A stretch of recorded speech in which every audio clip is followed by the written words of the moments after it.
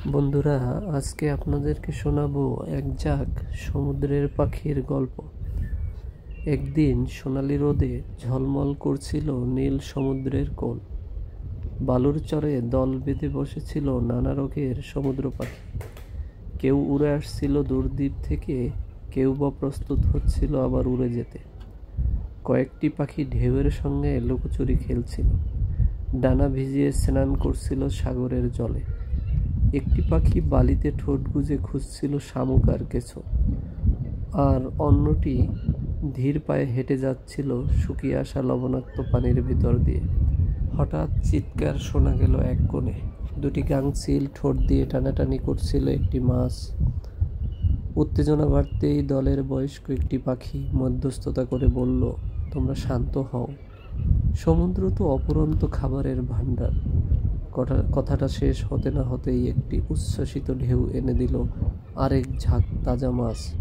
ছোট মাছেদের ছুটাছুটি দেখে কলরব থেমে গেল। সবাই মিলে শুরু করলো আহারের উৎসব। তবে সব পাখিরাই যে আনন্দে ছিল তা নয়। কয়েকটি পাখির মধ্যে শুরু হয়েছিল তুমুল ঝগড়া।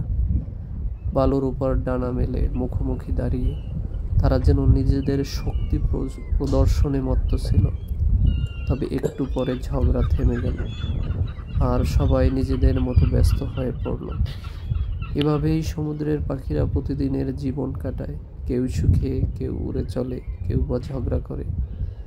প্রকৃতির বুকে তাদের এই নানা রঙের জীবন এক অপূর্ব দৃশ্যের জন্ম দেয়। সূর্য ডুবে আসতেই পাখিরা ফিরতে লাগলো নিজ বাসায়, ক্লান্ত ডানায় ভর করে। কেউ উড়ে গেল পাথরের চরে, কেউ বা গুটি গুটি করে জড়ো হলো ঝাউবনের নিচে।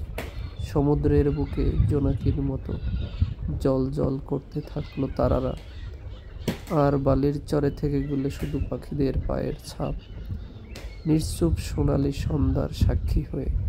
আজকে এ পর্যন্তই। ধন্যবাদ বন্ধু।